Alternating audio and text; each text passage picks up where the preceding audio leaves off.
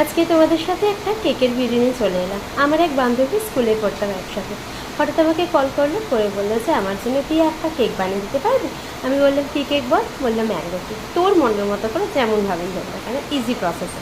আমি বললাম ঠিক আছে, তাই বানিয়ে দিয়েছি। যার জন্য কী করেছি, একটা ম্যাঙ্গো স্পঞ্জ তৈরি করে নিয়েছি, নিয়ে মাঝখানে দিয়ে দিয়েছিলাম ক্রিম, তার উপরে একটু ম্যাঙ্গো ক্রাশ আর প্লাস র ম্যাঙ্গো দিয়েছিলাম, যেটা এই সিজন ছাড়া কখনোই পাওয়া যায় না।